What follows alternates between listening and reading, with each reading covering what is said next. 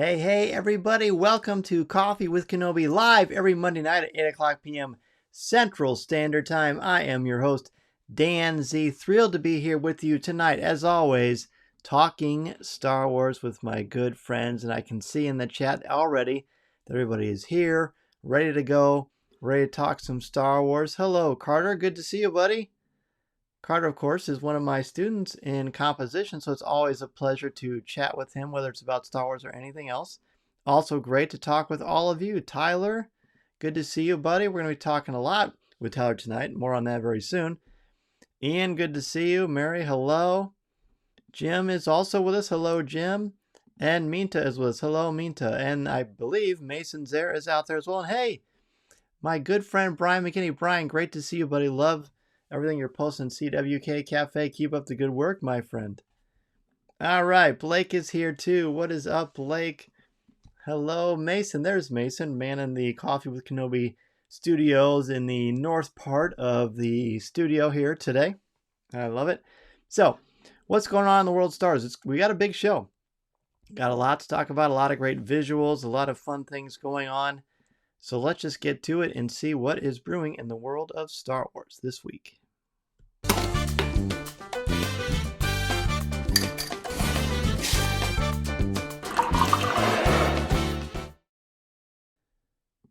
Look at that dedication from Ross, who's a huge sports fan, as am I.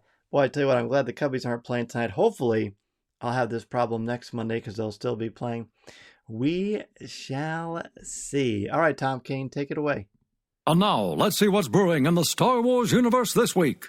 That will never get old. I love it. All right, what's brewing in the world of Star Wars this week? Well, the big news, and this just happened about an hour and a half ago, is that the D23 Expo has been postponed again. It was going to be next summer in August, and now it is not going to be because, of course, of COVID-19, the coronavirus. So it has been postponed to the second week in September, I think 9th through 11th in the fall of 2022. So that's another pushback.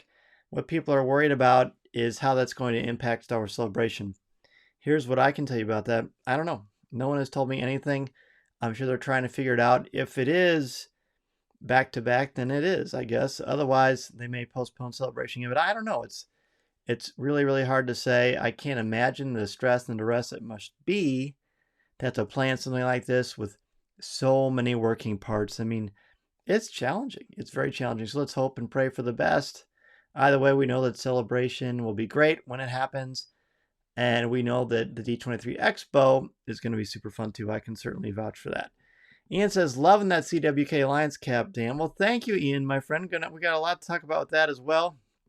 Brian says, go Cards. I will say go Cards too, Brian, as long as we're not playing the Cubs. Got to keep the missus happy. Hello, Terry. How are you, buddy? Tyler says they should rename it the Ponkrell virus because it is so awful. Subtle. I like it, Tyler.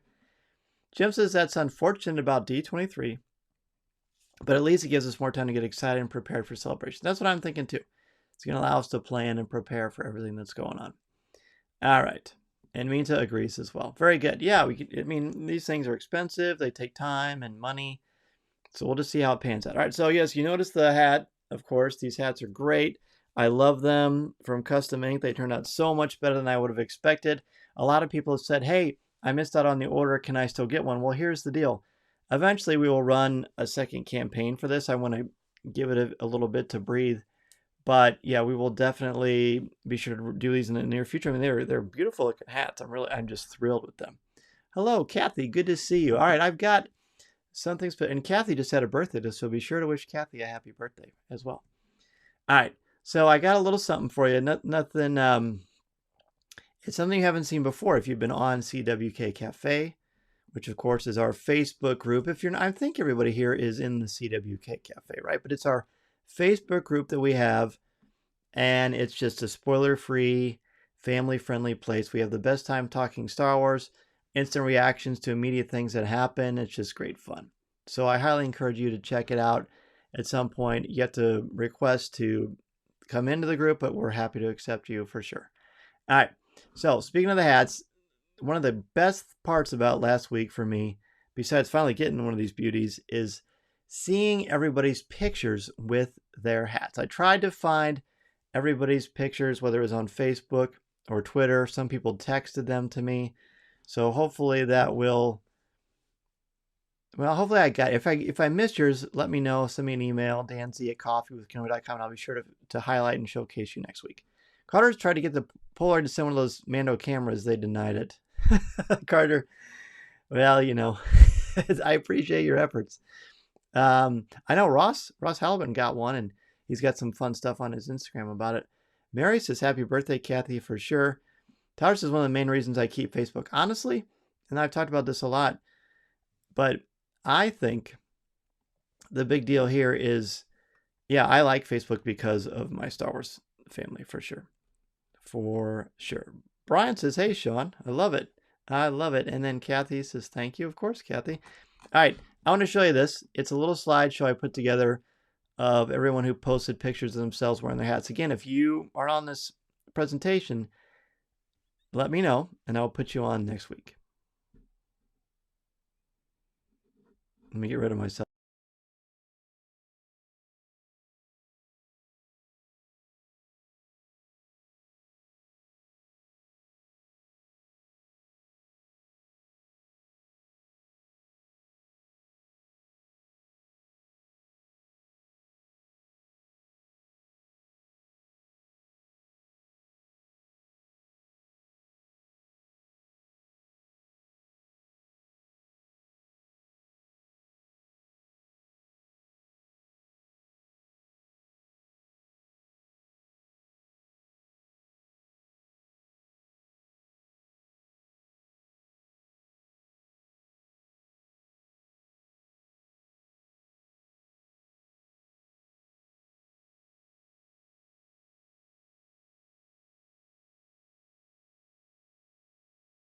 With the big Lego build. So we put something together for you. If you've been on YouTube, our Coffee with Kenobi YouTube channel, first of all, be sure to subscribe. The more subscribers we get, the better it gets. So thank you so much. Phil, you're one of the people I want to get a hat to, but as soon as we make another run of these, I'll be sure to let you know. Be sure to let you know. Thank you, Tyler, man. Thanks for posting these. And how was the movie? Hope you had a great time. Daniel, were you on there, buddy? It was great to see you. Who is that sweaty, gross FedEx guy? I thought he was pretty cool myself, personally. All right, so no surprise. We're gonna talk about the Lego. So come on in, big guy. My partner in crime here, Mason Z. You all know Mason. So we finally finished the Lego. Finally, it was like a zillion years. It did feel like At least felt it. It felt like a zillion years. I'm gonna try to put this here in front of the camera for you, but here it is, man. Don't drop it. We won't drop it. Number one tip. Number one tip: don't drop it. For this Lego. Yeah, it's a beautiful, beautiful item. We've got a video of the build. What? Anything you want to say about it? Fun. It was hard. It was very hard. It's pretty cool. 1,023 pieces, I believe. Yeah. Yeah. And of course, highlighted by the child. The minifigure of the child. And I think the Din Djarin one is pretty slick too. Yeah, I like that one too. Yeah.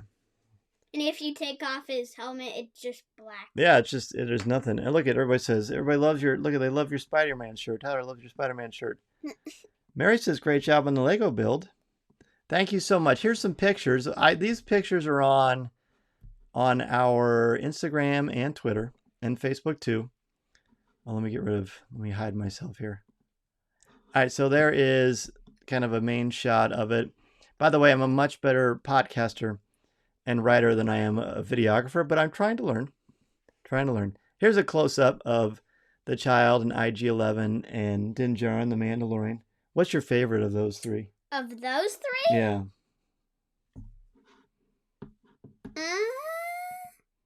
This is the way indeed. Good to see you, Michael. Either the child or Mandalorian. Yeah, they're both cool. Blake said you did a great job. Terry caved and purchased it when you started talking about it. All right, I love it. Jim says it's an impressive set. Mary wanted to say good job on the build as well. And Minta thinks it's cool. It's really cool. Really, really super cool. All right, let's see another image. There's the Scout Trooper. Out of those, I'd probably say Scout. He's cool, but Grief Karga is pretty slick with his 2 blasters. Yeah, I think he's really cool. Hey, look it. It's Elizabeth. Hi, Elizabeth. Great to see you. Elizabeth is my niece and Mason's cousin. We miss you too. It's great to see you here on the show. And then there's the last one. That's sort of an aerial shot of everything, but it's huge, isn't it? It's a huge, huge build. What's your favorite character out of the whole thing? I think Din Djarin just looks really cool. I'd say the Scout. The Scout Trooper is great too. I like having a Mandalorian. The glass table freaks me out. I know. You are welcome, Elizabeth. Let's look at a trailer of the actual video we've got on YouTube of the actual build itself.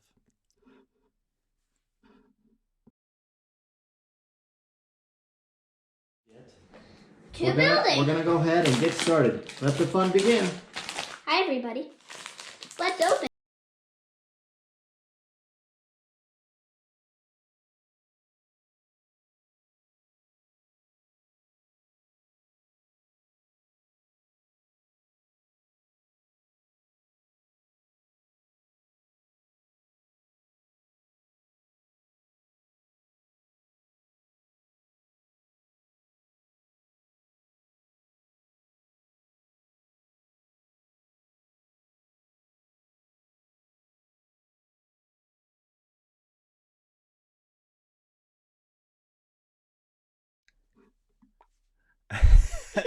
I mean, how catchy is that music? That is, there's a whole lot of free music out there on YouTube. If you want to use it, you just have to credit the people who create the music in the actual body of the description of the video, which we did. So thank you, everybody. Be sure to like that video. Be sure to spread the word about it. It's super fun.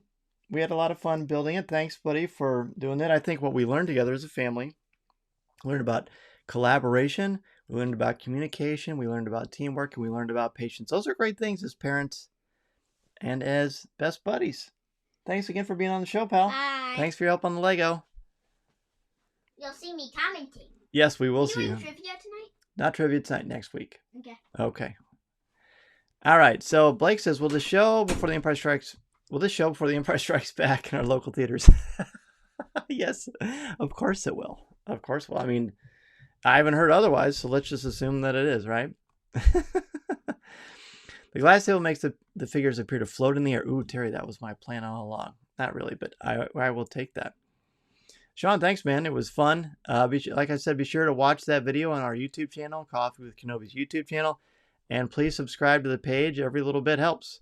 Killian, great to see you, man. Be watching on September 30th for the first Cubs game. Michael, thanks, brother. The force is strong with you as well.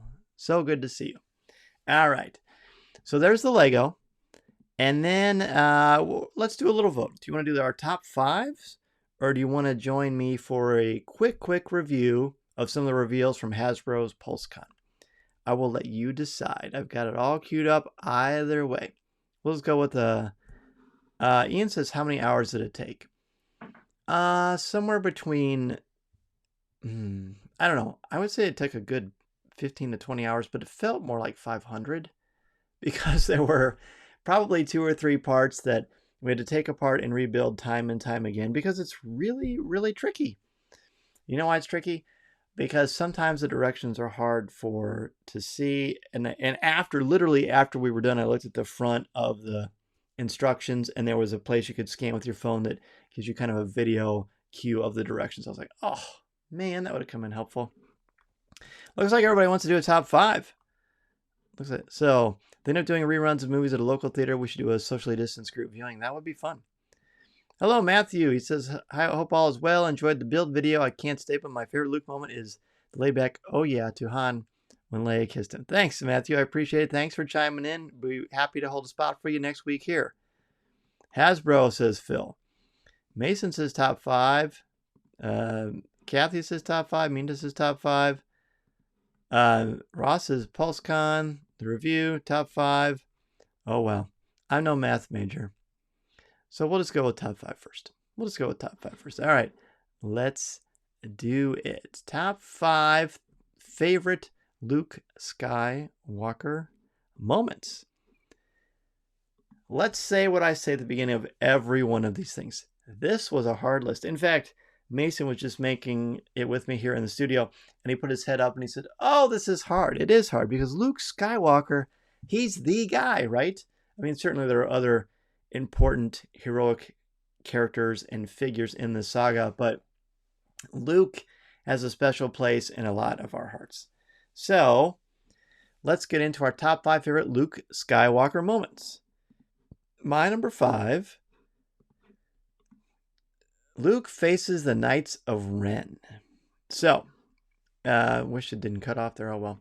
So, some of you may not be familiar with this part, but in the comic book series by Charles Soule miniseries, The Rise of Kylo Ren, there is a section, I believe, in it's either issue 1 or 2, where Ben Solo is with Luke and they get ambushed when they're going to investigate a Jedi temple.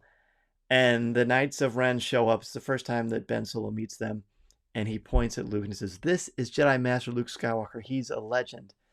And Luke is real calm. He's like, "I got this." And he just takes out all the Knights of Ren without even really trying. And they all say, "Yo, you're too powerful. I'm out of here."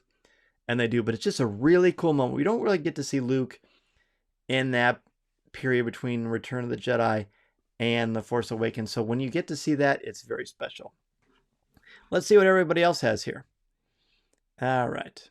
Let me scroll through. I love that there's so many comments. Ian says, Cloud City confrontation with Vader, one of the most important lessons in failure that Luke learns. Absolutely. Absolutely. Terry says, marrying Mara Jade from the non-canon era, it takes a special kind of guy to turn an assassin into a wifey material. I love that perspective, Terry. That's great. Yes, the Mara Jade stuff and the Legends line is tremendous. Mary says, Luke flicking his shoulder on Crate. Oh, so good. So cool. You know I love that part. Jim's number 5 is Luke's training with the remote and the Falcon with Obi-Wan and New Hope. Also a great choice. These were hard. I mean, you could have 5 just from A New Hope alone, couldn't you? Blake says he's going to do his best not write entire paragraphs for these. Blake, I'll believe that when I see it, buddy. Hey, do what you got to do, man. My brother says, Jabba, this is your last chance. Free us or die. Well, that's a very dramatic moment. When we were kids, we always kind of giggled at that part because it just, first of all, it sounded very out of character for Luke, and Mark Hamill's, the pitch of his voice in that part. When you're a junior high kid, you laugh at silly things. That's funny. Tyler says his speech to Rey in The Rise of Skywalker is such an epic and uplifting speech, culminating in lifting the X-Wing out of the water. Confronting fear is the destiny of a Jedi is going to be my next tattoo. Hey, that's a great line. That's probably one of the best lines in all of Star Wars. So good choice, Tyler. Minta says Luke versus the Wampa. He certainly had a handle of the situation. Hey, we always like puns. And Mason says mine. So you know what that means? That means I'm going to go to what we wrote down. Number 5 for Mason is when he's first born in Revenge of the Sith. When we first get to meet Luke, it's under very tragic, dire circumstances. But through it all, there's the beauty of the birth, easy for me to say, of a beautiful baby boy, followed very closely by the birth of his sister Leia. So that is Mason's number 5. Ross says Luke's back and forth with Jabba at the Sarlacc pit and following action.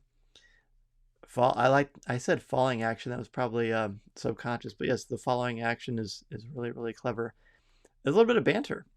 Kathy's number 5 is Cloud City as well. That's going to come up a lot through this list, undoubtedly. Daniel says The Last Jedi when he confronts the First Order attack and Kylo. It's an outstanding scene, very, very powerful. Carter says when he drops off the fuzzy dice to the Resistance in The Last Jedi. I love that one as well. Pretty cool. Blake says Kid Luke in Rebels episode Twin Sons. After Kenobi kills Maul, we see him looking over a young Luke. That scene was executed beautifully and made me teary-eyed.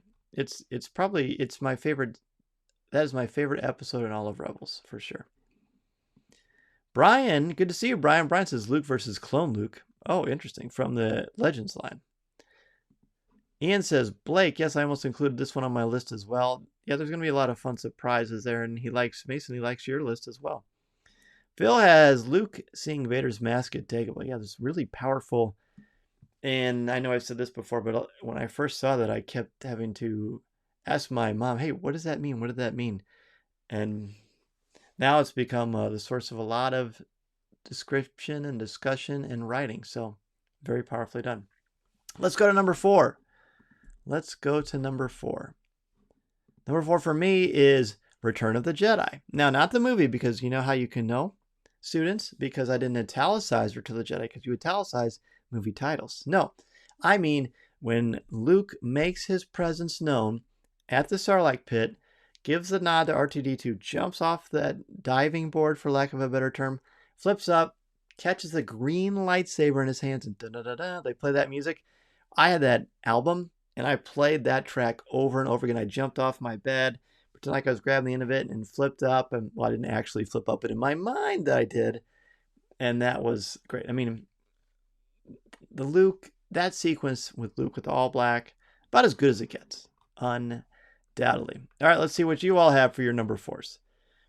Number 4 for Minta, when Luke uses the Force to destroy the Death Star, the first Death Star, just amazing. I almost put that one. That's a very, very powerful example for sure. Jim says Luke's vision of Vader in the cave of Dagobah and The Empire Strikes Back. Speaking of, I finally got my Celebration 40th Anniversary Empire Strikes Back t-shirt in the mail last week, so that's why I have that on. And no one's ever really gone. The reunion with Leia in The Last Jedi, probably one of the most emotionally powerful moments in the saga, beautifully written and filmed. I still tear up every time I watch it. You know, they didn't get to interact very much on screen. That's pretty much the only time in the sequel trilogy, and that one packs a punch for a lot of reasons.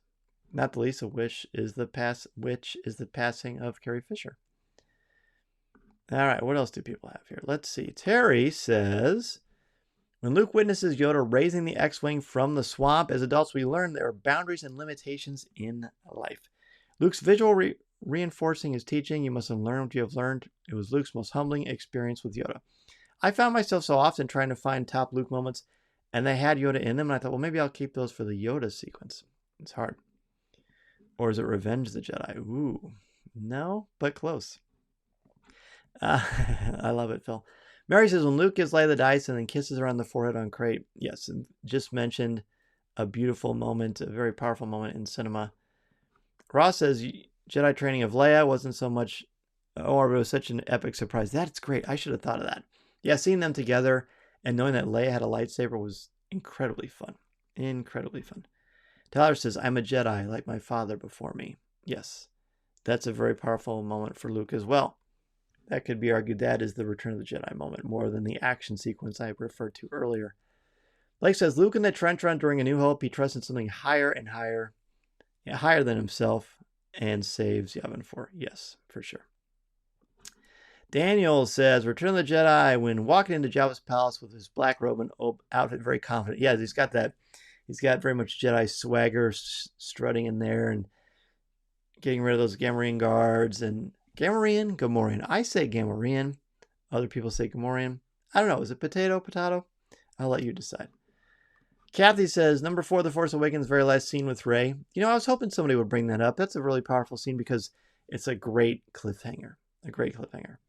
Carter says, when Luke finally kills Abeloth. Okay. And I knew Carter would have some of the deep cuts from the Legends line and from just things that weren't filmed, so that's cool. Luke's fight with his ability is amazing and showing how powerful Luke really is. Abeloth was thought to be unkillable, but Luke Skywalker is, of course, something else. My brother says, I was going to Tashi Station to pick up some power converters. Nice. I'm noticing my brother's going with the comedic element. That's very much a family thing. Brian says, when Luke battles Vader in the carbon freeze chamber and pulls his lightsaber back to him. Oh, I love that part. Impressive. Most impressive. Mason's number 4 is when Luke faces Vader on the Death Star in Return of the Jedi, like a few people have mentioned already. A great sequence because eventually Vader is going to help bring balance to the Force and redeem himself. Phil says, Luke going to the cantina the first time and almost lost his limbs from Walrus Man. Ooh, that's fun. I hadn't thought about that. I mean, it wasn't fun for Walrus Man / Pondo Baba, but yes, that's a good one too. All right, let's go to number 3. Number 3 of our top 5 favorite Luke Skywalker moments for me, Twin Sons. Undoubtedly, we're going to start seeing that one a lot. And I think it's very important. When I was a kid and I watched the Twin Sons section with that sweeping score and Luke looking out into the Twin Suns as the suns are setting, and he finds himself thinking, what am I going to do with my life? I feel like I'm doing the same thing over and over again. I have this thirst and this longing in my soul to do something different. And I tell my students, I love showing them this sequence because I say, you know what? That's you. You're about to go to college. You're about to go to a trade. You're about to go to the military. You're about to do something different. We're always looking at that horizon to see what's next in our lives. And when you don't really know where you're going, it's daunting. So that makes it even more beautiful. When I was a kid, I didn't think that. I just thought, oh, there's Luke looking out there. When's the action? Blah, blah. But as an adult and you look at it, it takes on a very, very powerful, different kind of a thing. Let's go to our friends here. Minta says, number 3, Luke versus Darth Maul's ghost from the Legends comics. Oh, I love that part. Because you always think in your mind, what would happen if Luke fought Darth Maul? What would happen if Darth Maul fought Darth Vader? On and on. Great choice. Tyler also echoes what I just said. The binary sunset, Luke looking out over the horizon. With John Williams' sweeping score is always the first thing that comes to mind when I think of Star Wars. Oh, that's nice. That's very nice. Terry's number 3 is turning to the dark side to defeat the Emperor in another non-canonical series. That one is super fun. Great picture, by the way, Terry. I love the setting there. That was awesome. Ian's training with Yoda on Dagobah in The Empire Strikes Back. Ian, I was thinking of that, and I couldn't really figure out, do I want to pick a certain scene from there? And I thought maybe I'll just put the whole thing. So I'm glad that you brought it up because it's another one I appreciate so much more as an adult, but very captivating. Phil says, loves that scene too. Love the music behind that with the Luke Skywalker theme. Yeah, they kind of coalesce together. A cacophony, but it wouldn't be a cacophony because a cacophony indicates noise. This isn't noise. It's beautiful music. Kathy says, the end of The Empire Strikes Back when Luke puts his arm around Leia. Nice. It gives you a little bit of comfort in a really tough scene. Daniel says, New Hope when Kenobi says he knew his father and Luke says, you knew my father? I love that scene too. Man, I should have thought about that sequence in the hut when Obi-Wan Kenobi explains the Force. That's a good one. Mary says, on Jabba's sail barge, the salute, and then the fight begins, and Luke and Leia swinging off the barge. Yep, that's a great one. Ties into my number 4. It's a great one, Mary. 3, the face of exertion when he was meditating using Force projection, and he finally lets go, and the rush of relief on his face when he realizes that he succeeded. Yeah, and I'm assuming, Carter, you're referring to the end of The Last Jedi. A beautiful moment. Ross, 3, learning Vader is his father and during the Cloud City duel, and the new comics followed immediately after The Empire Strikes Back, and how it messed with Luke's mind. It did. I'm sort of on the fence about how I'm enjoying that series, but I appreciate the effort. It's pretty daunting to take on that story, so it's good. And Charles Soule is great. Number 3 for Brian, Luke using the doppelganger force power in the Dark Empire comic to get his friends to leave Bice. I think that's how it's pronounced. That's a great choice. Dark Empire is something I need to revisit. I've not looked at that probably since it came out. Blake, Luke with his father before he dies in Jedi. Luke never knew Anakin before that brief moment. It's tragic and beautiful and makes me think of my own dad who introduced me to Star Wars. Oh, that's beautiful. I love that, Blake. Thank you for sharing that. So many of us have these connections to Star Wars because of our parents, because of what we did as kids, and I'm certainly very much in that camp as well. So thanks, Blake. That's great. Mason's number 3 is the Wampa moment in that cave in The Empire Strikes Back. Luke faces a lot of caves in The Empire Strikes Back, doesn't he? I hadn't thought about that, Mason. But Mason, of course, is referring to when Luke is frozen at the top, and then he calls the lightsaber. First time, at least in the films, that we've seen him use telekinesis to move the Force. And then the Wampa becomes known as Lefty. And there you go. So that's a great moment, Mason. Thank you for bringing that up. Phil says when he's kissed by his sister to spite Han and Hoth. Yes, and of course, we know that when that scene was filmed, and even after it was done, Luke and Leia being brother and sister was not a thing. So it makes it a little more powerful. Now it just makes it very ancient mythologically. All right. Let's go to my number 2 favorite Luke Skywalker moment. For me, it's the Vader face-off. I am referring to the one in The Empire Strikes Back. Yes, there are 3 kind of rounds or battles in that sequence, but I'm referring to when they first face off and Vader says, the Force is with you, young Skywalker, but you are not a Jedi yet. And then they ignite their sabers, boom. Luke is really kind of feeling his full Force potential and power. And then he he seems to take care of Vader, and eventually Vader falls off of that upper level of the balcony in Cloud City. Of course, I think Vader was surprised, and I also think Vader was playing possum a little bit, but that sequence is one of my favorites. I can't wait to see it again. All right, let's see what everybody else has for their number 2. Let's see. Oh, my brother timed in with number 3. You failed, Your Highness. I am a Jedi, like my father before me. Yeah, I love that, Sean. That is such a great sequence, and it just shows that Luke is facing the most powerful entity in the galaxy, and he's not afraid, and even throws away his weapon, which is very, very powerful. Mary's number 2. Looking at the twin suns on Tatooine, the Williams score, just as others have mentioned. Absolutely, Mary. Thank you for bringing that up. It's a beautiful sequence. Daniel's A New Hope when Leia kisses him and he gets that smirk. I like the little emoji you put there, Daniel. Minta is number 2. Twin suns, of course. Tyler's number 2. The sail barge battle. Him catching and igniting that green lightsaber is cheerworthy, and that scene shows how far his training has brought him. Yes. And how strong he is in the Force. For sure. Jim's number 2. And I will not be the last Jedi. I love that scene too. I just love that scene.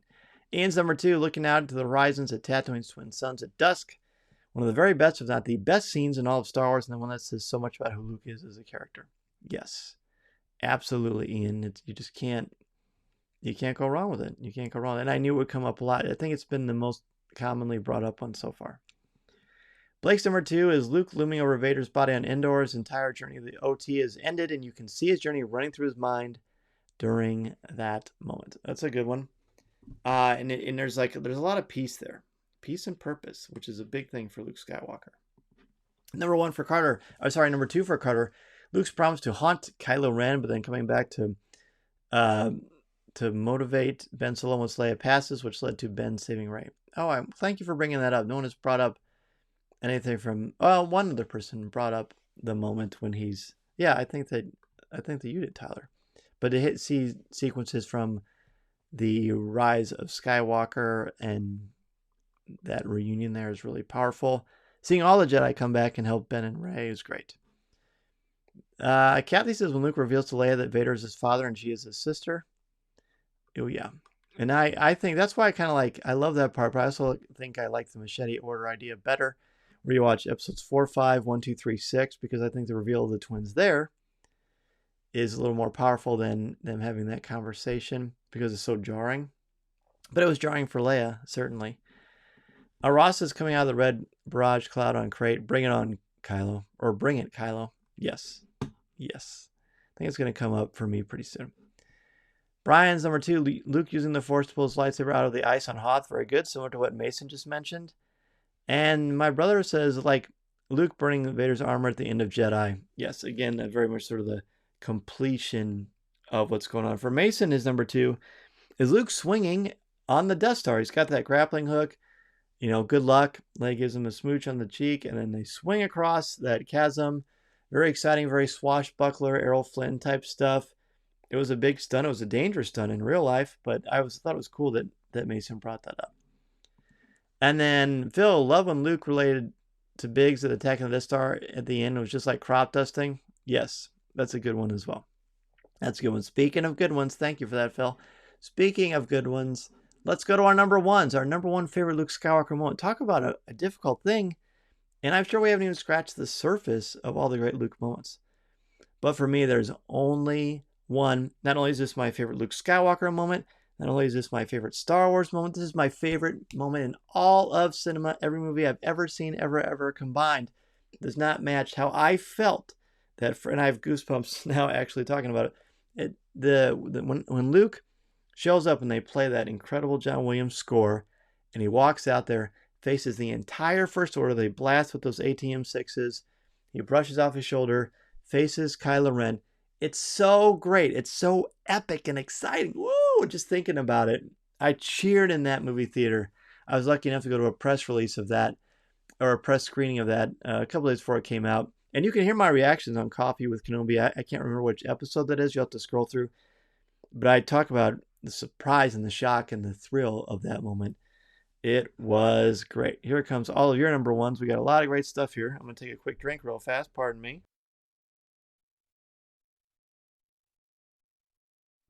All right. So, Jim's number one, Luke versus Luke versus Vader on Cloud City in The Empire Strikes Back, for sure. Terry says projecting himself at the Battle of Crate with his interaction with Leia and Ben, for sure. My number one as well, buddy. Good choice. Let's see. Tyler, becoming one with the Force in the end, he was still the hero. He let the Resistance get away and faded while looking at another set of twin suns. Luke's portrayal in The Last Jedi is amazing. I agree, and I think he deserved an Oscar nomination. I thought Mark Hamill was brilliant in that scene, in that whole film. Ian, you failed, Your Highness. I'm a Jedi like my father before me. That is absolutely my favorite quote in the entire saga. Luke does something that no one, not Obi-Wan, not Yoda, thought possible. He stays true to the light and himself and redeems his father in the process. Beautiful. Ian, that is very, very well written. Very well said. I completely agree. Minta says, no one has ever really gone. This quote really speaks to me because I lost my twin years ago. I'm really, really sorry to hear that, Minta, truly. She goes on to say, I combined my first tattoo 4 years ago from my love of Star Wars and in her memory, the one she watches my family and I from above. Amen to that, Minta. Prayers to you for sure, and thank you so much for sharing that. Oh my gosh, that's really powerful. Wow.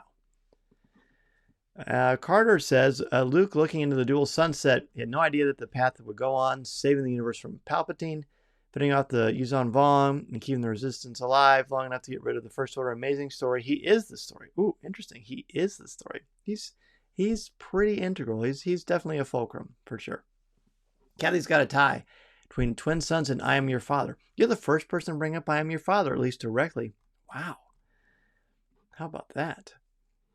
Mary says the last scene of Return of the Jedi after Luke leaves the pyre, sees the Force Ghost, and goes to be with his new family. That's pretty great. And Mary, since you brought that up, do people still care about the fact that it was Hayden Christensen versus Sebastian Shaw at the end of Return of the Jedi? I still like Sebastian Shaw there personally, but I'm sort of old school that way. Anyway, Daniel, Empire, when Vader tells Luke he is his father, and Luke yells, no! Yes, there you go. The I Am Your Father moment. How did you like my reading of that dramatic reading? Wasn't that powerful? Ross, it has been well addressed already, but trapped upside down in that Wampa cave using the Force to get his lightsaber, being amazed as an 8-year-old seeing Luke really use the Force. Oh yeah, and that bump, the John Williams build up to that, outstanding stuff. Blake's number one, Luke looking over the twin suns. We've all been Luke in that moment to go beyond our hometown and see and do more. Someone who moved all over the country, that scene will mean the most. Always mean the most. Yep. Well said, Blake. I love that you shared that, and I agree. Just like I tell my students, you're going to take that first step into a larger world, but you got to get there first. You got to look over that horizon and see where you need to travel to. It's powerful. Brian's number one, Luke at the Sarlacc. That is the epitome of Star Wars. The heroes are in no win situation, but a salute to R2 and the green lightsaber. We find out that Luke has grown in the Force, and the heroes battle and win. I love it, Brian. Thank you. Phil says old school all the way. Absolutely, man. For sure. It's our generation. Mary says she likes Sebastian Shaw as well, but she's okay with Hayden. Maybe in the next redo, we'll get Hayden and Ewan. Boy, wouldn't that be something? That would be really cool. It'd be cool for fans. But I think you have to have Alec Guinness because that's who Luke knew. He didn't know the Ewan McGregor version. I don't know.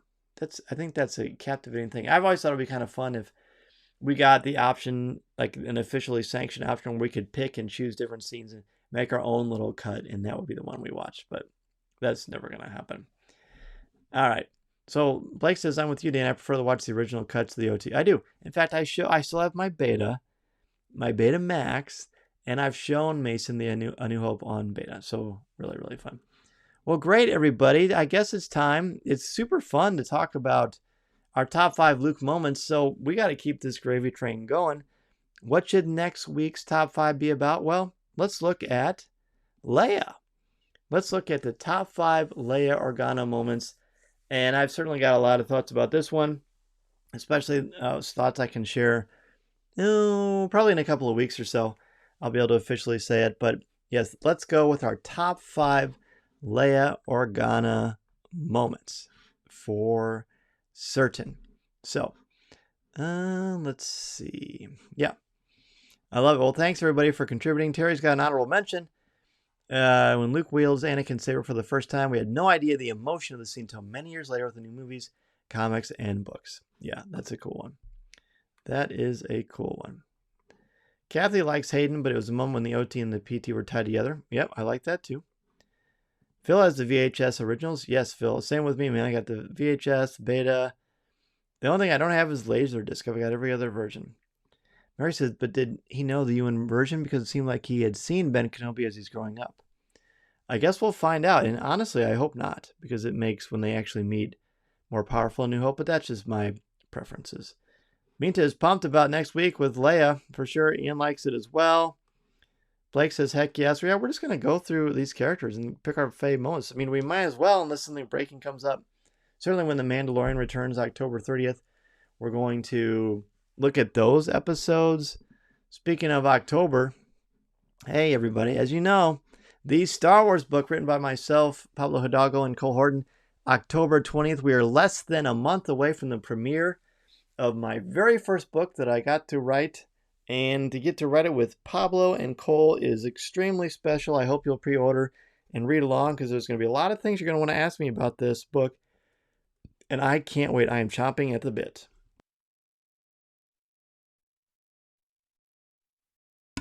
All right. So let's talk about Hasbro PulseCon. So Hasbro PulseCon was really something. It was September 25th and 26th. And it was kind of tricky because have you seen that GIF of one of those members of the Little Rascals just throwing money out the window? I felt like that was what Hasbro was doing to me and everybody else because there's so many reveals of Transformers and G.I. Joe, which is definitely my sweet spot, and Dungeons and Dragons and Magic the Gathering, and of course Star Wars. So we're going to focus on Star Wars here. Let's look at some of the big reveals. So the first one, and honestly, these have gotten some mixed reactions online, which I do not see. I do not see the mixed reaction. To me, if you combine Star Wars and Christmas, and Ian gave a shout out on CWK Cafe, so thank you, Ian. I was so excited. Are you kidding me? Christmas and Star Wars? And apparently when they first brought up this idea to Lucasfilm, they were a little reluctant to follow through with it. But they did, and I'm glad they did. Look at these beautiful figures. Here's the Stormtrooper Holiday Edition with the Porg. Then we've got the Snowtrooper with another Porg, and they all have different scarves on so they can do some Christmas caroling, undoubtedly. Here's the Sith Trooper. It comes with Babu Frick, also in his Christmas attire. And this one, if you do a close-up, this Sith Trooper has a scarf.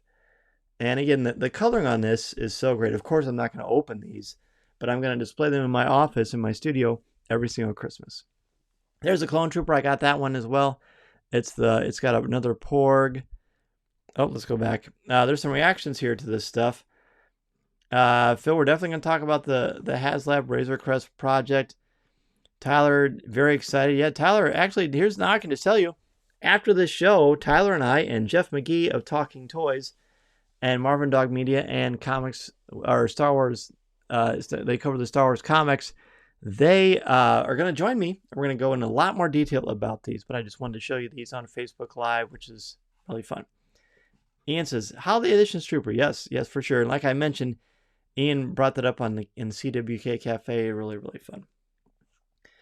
Holiday Troopers, oh my gosh, thank goodness for our great community with the help on getting these ordered. Yeah, they were on. One was on Best Buy, one was on Walmart, one was on Amazon, one was on GameStop, and I think the other one was on Target. So you really had to hunt to get these things. Minta says the Holiday Troopers look adorable. Those look great in my office cubicle. Yes, they would, Minta. You need to get these. They're so fun. They are so much fun. Terry's good with the Christmas Troopers replacing Elf on the Shelf. Oh, come on. Elf on the Shelf is awesome. Phil says, love the Trooper helmets on the scarf as snowflakes. Yeah, that's really, really fun. Blake says his wife's going to be disappointed in the money I'm going to spend this year. Well, Blake, save your allowance, buddy. Come on now. And look at the box of the background themselves. It's got those snowflakes of the like Phil was just talking about. Fun. Carter, good to see you, buddy. We'll save you a spot in the class tomorrow. Thanks for joining us, of course, as always, on Coffee with Kenobi's Facebook Live. Awesome. See you, man. All right, so besides the Holiday Troopers, this is the Ahsoka Tano lightsaber. These are the ones that very similar to the Darth Revan one that I showed some pictures of last week on Instagram and Facebook and Twitter. These are much lighter than the Galaxy's Edge lightsabers, but they're really, really cool. And the fact that they're Ahsoka's, they look so similar to Anakin, but they're not, which I think is pretty wonderful. There's the box itself. And then we've got a whole bunch new vintage 3 3/4 inch figures. We've got another battle droid, but we haven't gotten one on a Phantom Menace card from the vintage line. So it's fun to see the battle droids back. You've got Anakin, that particular outfit of Anakin from Attack of the Clones, which is pretty unique. And then Captain Rex, the 3 3/4 inch Captain Rex. That's the first time, I believe, so that's really cool. You've got Queen Amidala from Attack of the Clones. You've got the Trooper from The Mandalorian, and then you've got a TIE Fighter pilot from Return of the Jedi. So cool. Aminta says, Aminta's ready. She says, take my money now. Yeah, for sure. It's going to be great. It's going to be so great. All right, Black Series. I've tried desperately to avoid the Black Series, and I've done a pretty good job. But there's a few that I couldn't resist behind me. You may have noticed, but I've got my Hondo Onaka thanks to Tyler Pompa, the Galaxy's Edge edition. But look at that. That Boba Fett Return of the Jedi one is really cool. But this Rey, and I like that it calls her a dark side vision. Up to this point, she's always been kind of known as Dark Rey. But now we've got an official Rey dark side vision, and it's a great looking figure. It's almost uncanny how much it looks like Daisy Ridley, I think. Ian loves the card back for Rex. Yeah, it's a really cool one. All right, we've got Jar Jar, and we've got that Incinerator Trooper again from The Mandalorian. We've got the 3 3/4 on the vintage card, and then we've got the Black Series one as well. Tyler says Black Series is his weakness. I had a feeling, buddy, but hey, I don't blame you. A lot of people love him. Mary got Boba and the armor, which we're certainly going to get to. Blake's figures are all OT. He can't wait for some prequel ones. That'll be fun. Alex here's in there too. Good to see you, man, for sure. All right, so we've got a Clone Trooper from Attack of the Clones, and we've got the armor, which I believe sold out the quickest. She is, of course, a standout character from The Mandalorian, so that was pretty cool. Speaking of The Mandalorian, yeah, as was mentioned by Phil a few minutes ago, look at this. HasLab, who did the Jabba's Palace, the massive skiff, now they have, a few years later, they've come out with the Razor Crest. Of course, we just looked at the Lego one that Mason and I built, but now they're building a 3 3/4 inch size one that comes with a unique Mandalorian figure. They had to sell, I believe, 8,000 of these for it to go into production. No, it was, what was it? Was it 4,000? As my wife will tell you, I am terrible with numbers. I can't remember numbers to save my life. I know my cell phone number. I know my wife's cell phone number. And I know all kinds of numbers from the Cubs and the Bulls. But numbers in general, I have no idea. So somebody tell me in the comments where we were at with this thing. Because I know when they far surpassed, in less than 2 days, they met their goal. And now they've made a new goal to add an escape pod to this as an option. So I don't know about you. Like here's kind of the main shot. But look at that thing. It's gorgeous, the detail. And like I said, they are going to go into production. Did anyone here in the CWK Cafe, did anyone sign up to purchase this thing?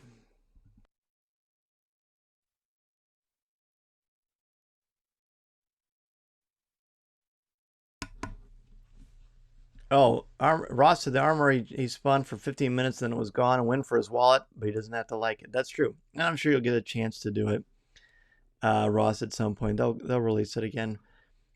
Phil says almost 8,000. Wow. Yeah, I think that's what they needed for the escape pod number itself. Yeah, fully backed in just one day. I think it's just a tad over one day. I could be wrong on that. I know Hasbro sent me stuff. My email the past week has been flooded with all kinds of cool stuff from people because of all the great stuff at Hasbro PulseCon. So if you're planning on getting this, we look forward to a review when they actually ship these things and make them. They're pretty spectacular stuff. All right, so let's move in to Ask Dan Z.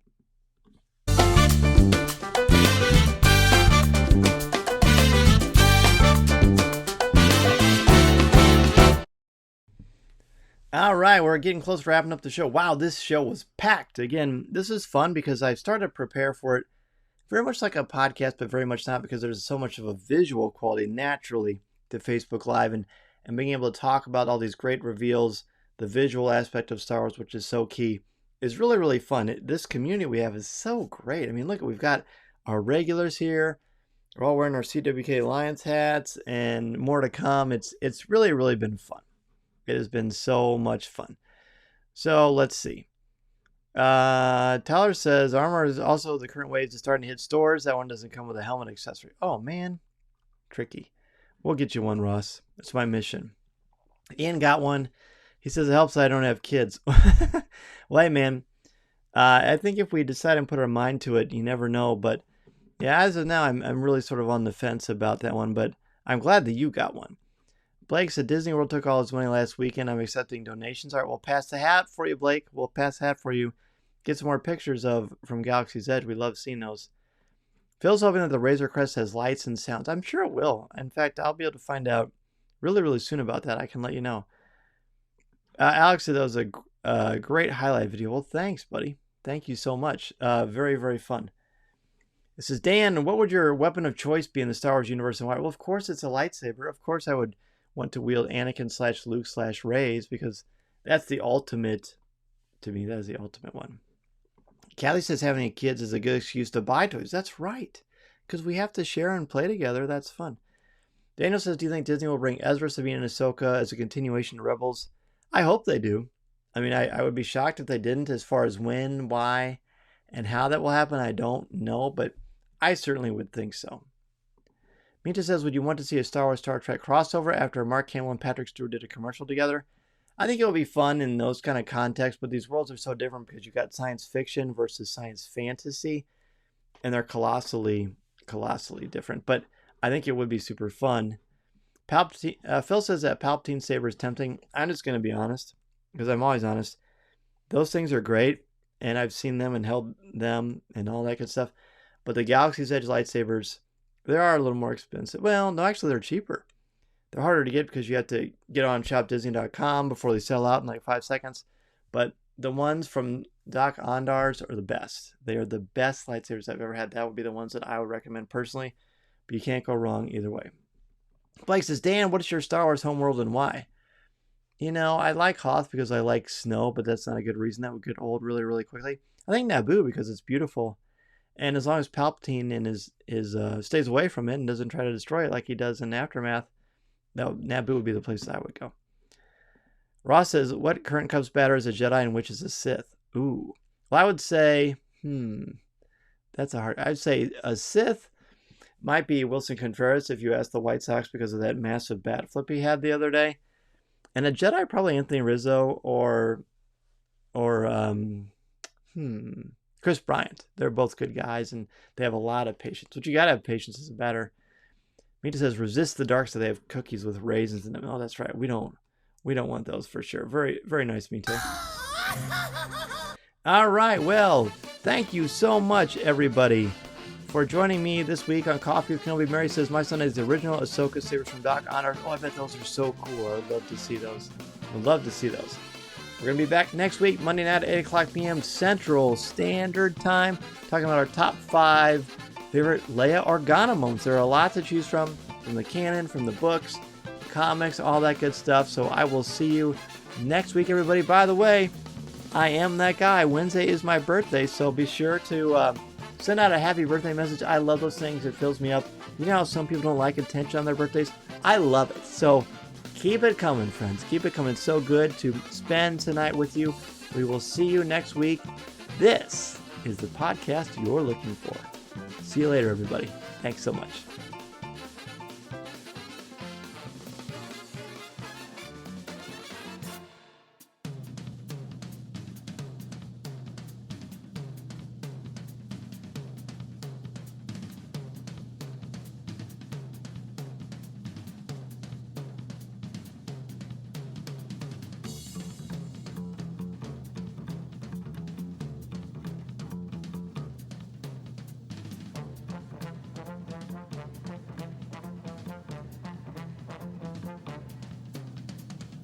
Tell me. Because you want trivia, that's why. Right?